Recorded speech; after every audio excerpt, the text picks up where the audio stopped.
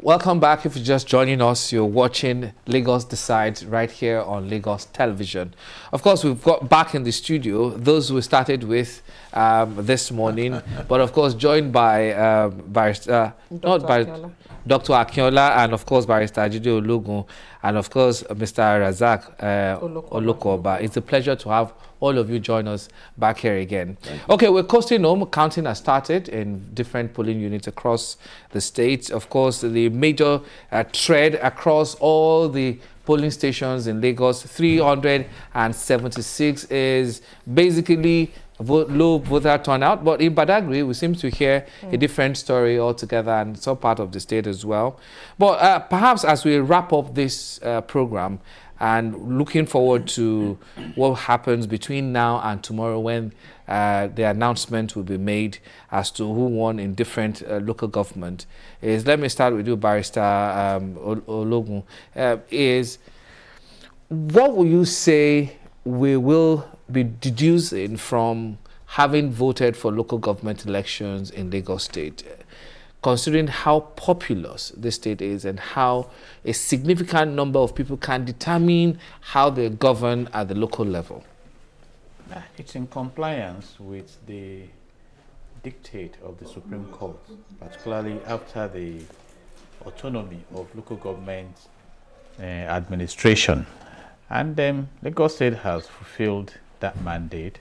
So we have elected officers who should go into the office and manage the affairs of the grassroots cadre of government. And we know what those basic assignments are, talking about primary education, talking about primary health care, levies collection, registrations of birth and death, then waste management, even though if some of those responsibilities have been taken over by the state. So it's to engender development and facilitate security at the grassroots level. And the election is just to bring some into office to carry out that assignment. So it should still be instructive that the electorates do not just turn their back after the elections. We should also design a mechanism to ensure that the responsibilities of the elected officials are carried out. And I must say that that calls for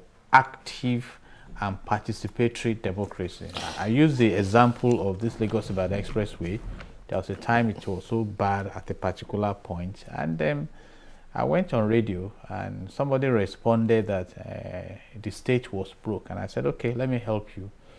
This road is between 3 states that are from the same party, with the federal government in the same party. So please contribute amongst yourself and fix. And within 24 hours, it was done. So we don't just have to leave them and say, oh, now the frenzy is over. Let's, for those who desire good governance, find a way of following up.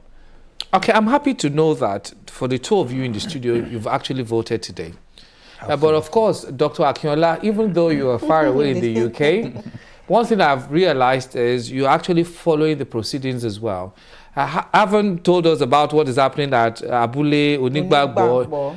Our correspondent actually went there, our political chief went there and noticed that INEC officials are there now. And of course, I'm sure they must have been done voting as well. But speaking of what you've observed, even from where you are, and as a researcher as well, how do you think we can maximize the participation of people? Because how can you say it's a democracy when only few people of the 7 million that are expected to vote or that have registered actually voted? Well, a very quick correction. I've been an election analyst and consultant for your station for about 3 elections running. Even living in Ogun State, I will make sure I vote first before I drive back to Lagos. And I've done that. I will not be in Nigeria and miss any election. Now, this particular election, I'm not registered in Lagos, so I cannot vote. You can't vote here. But I'm particularly interested in it, and I want to appreciate what your station continues to do. We need to continue to educate the people. Now, my brother there just said something. after the election, we go to governance, right? And the way I see election is like a game, right? You have Chelsea, Man United before the match. They will, tackle each other, come with different strategies. But when the match is over, they exchange greetings, exchange shirts, all right? They felicitate with each other. Now that the election is over, we should now talk about real governance. Now, how do we deal with this apathy? The people who have been voted in can also help us if they want to. You see, my take is that if you are the chairman of a local government, your area of coverage is very limited and manageable. You can actually bring governance closer to the people by bringing yourself closer to the people. Relate with them. Let them know what the local government is all about. Let them also understand that you may not be able to attend to all their needs, but engage them. Nigerians are very understanding, right? But somebody said in the morning, the moment they get into power, right, they only relate with those who they know they will have to go back to in the next 4 years. But you see, those people you think you may have to go back in the 4 years may not just be there for you. Build your own political team, build your own background so that it can be useful. I keep saying it. Now, instead of people aiming at the presidential level as the starting point, the local government should be your starting point. I'll give a very good example. If in Lagos State, for instance, an opposition party is able to win at least, let's say, 15 local governments. Now that local government, you will engineer the chairman and the councillors there to continue to spread the good news of that political party. You continue to grow from there. Right. When the state election comes, they'll be useful. When the presidential election comes, they'll be useful. But all these gladiators are only meeting at the level of Abuja because they are interested in that power.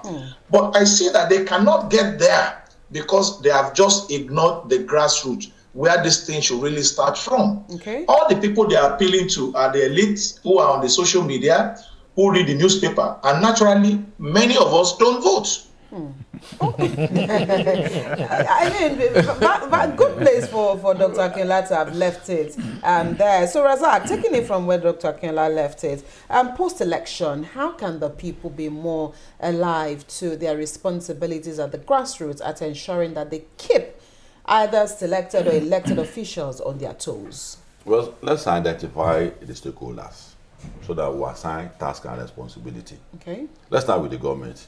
The government needs to keep doing what it's doing. Funding is not an issue now. It's clear. ANEC did not complain. Last SEC did not complain about funding. So kudos to the Lagos State government for that. Then the apparatus of forfeit they needed to run the election, the police, the declaration, timetable, government and last SEC agreed on a date, and there's no disruption to that. So the government needs to do more. You made your station available for us now. If the government has said that I don't want you to talk about election, you won't. Right. So we commend you, and also commend the government for demonstrating their willingness to ensure that we have a credible election. So they need to continue to do more. Then the party, the election umpire, we have said that they need to do more. In terms of a tacit, I keep looking that language that in a way of compelling people and inducing people. Not bribing in this sense, but something that will attract people to come out to vote. Okay. There's something that you remember and say, I don't want to risk my career or the career of my children if I don't vote. That will link me. Then the education that is required for politicians, that stop complaining about somebody won, and on the basis of that, I won't come out to vote. Someone must win. Adopting all methods. It's your party. Trump, a lot of people disagree with Trump and Republicans. But today, look at the kind of support he's getting from Republicans. All his foreign policy. I've not seen any, except very few Republicans that are opposed to it. So, the LASEC needs this education for political class to be able to understand that it's not political science identify that majority of political class only know how to win election. When they win election, they start thinking about how to win election. What do you do with power? So that's important. Then coming to the political party, the parties must also design interesting manifesto, something that is catchy.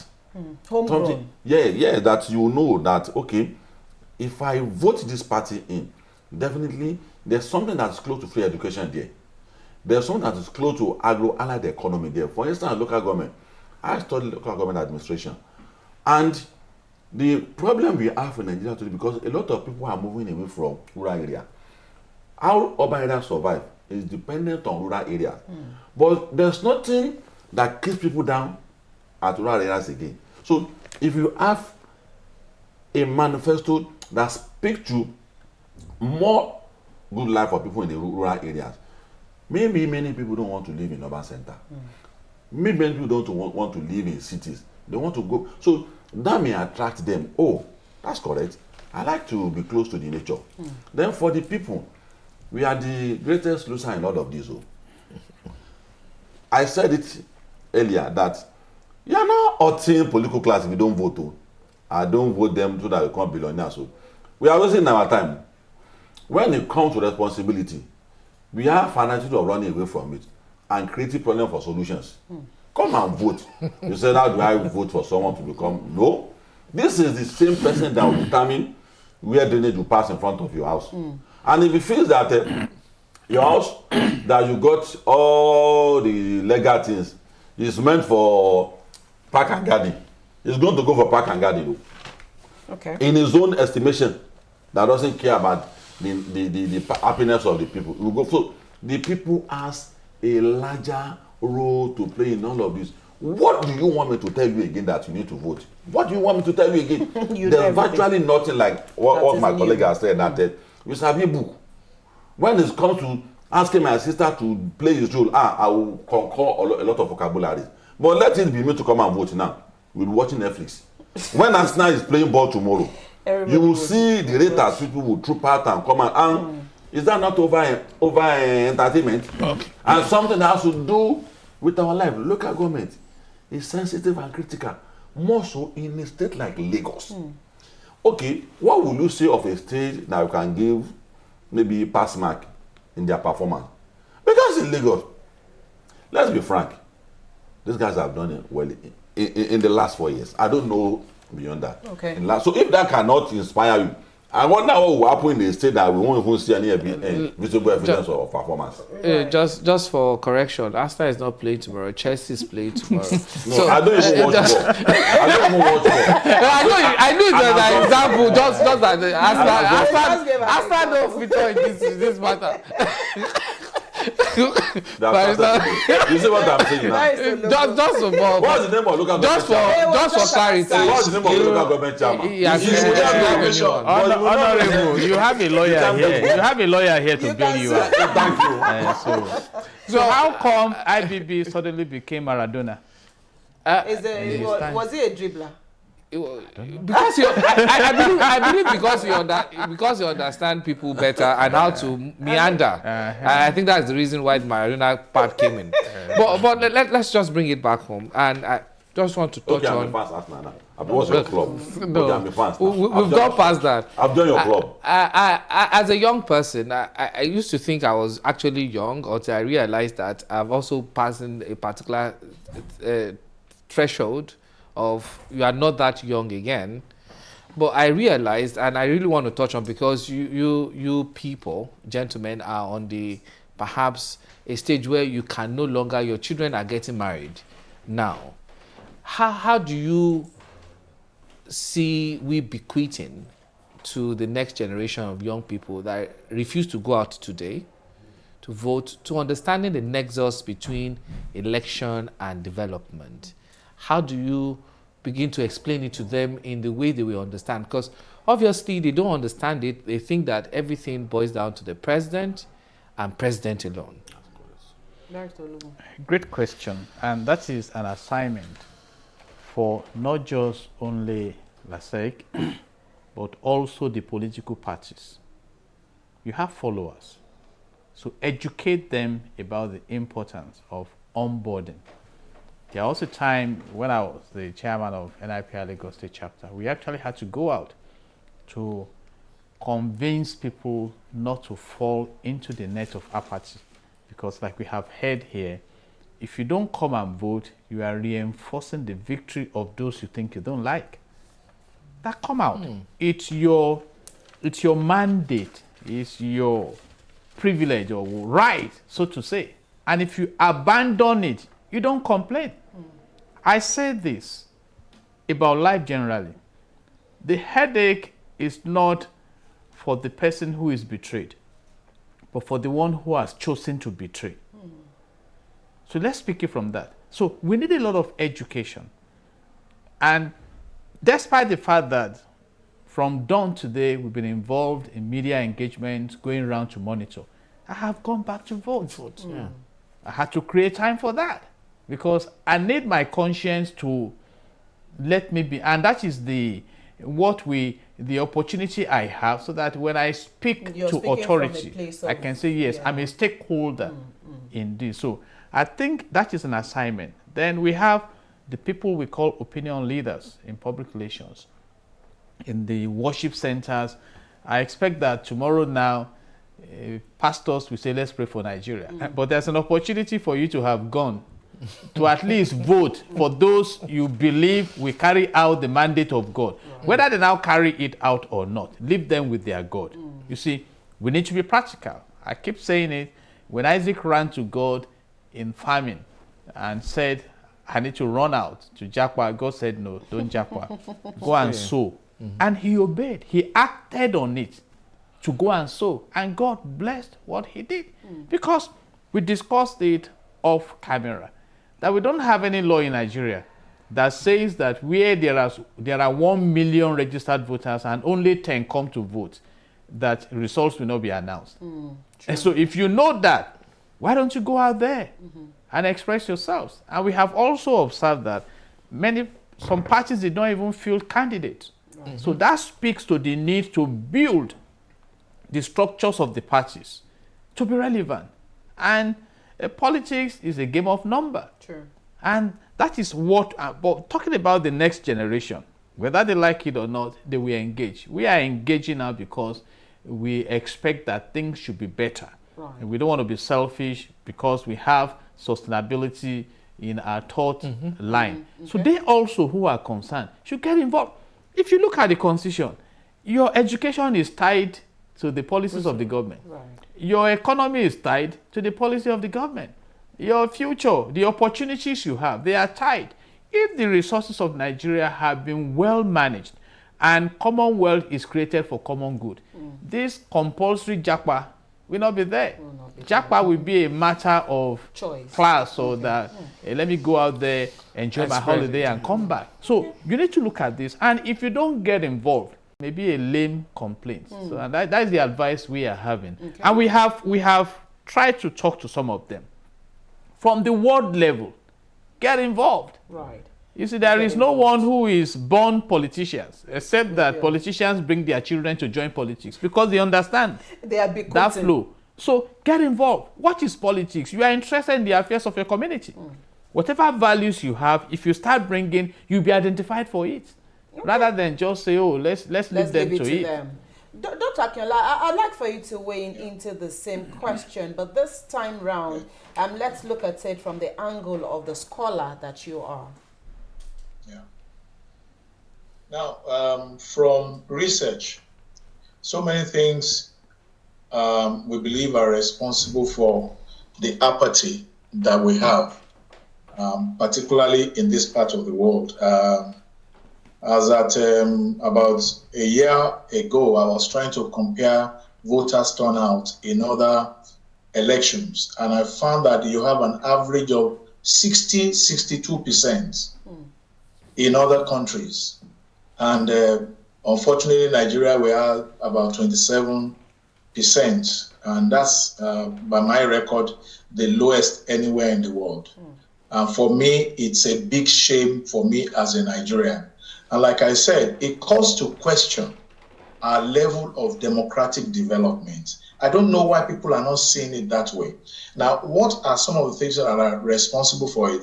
I was just watching a TV report of a research done, and now they discovered that even the young people of nowadays are not engaging in sex like the older generation like us. Yeah, and they said the reason for it, I'm coming, and the reason they are due for it is because they are not involved in physical relationships.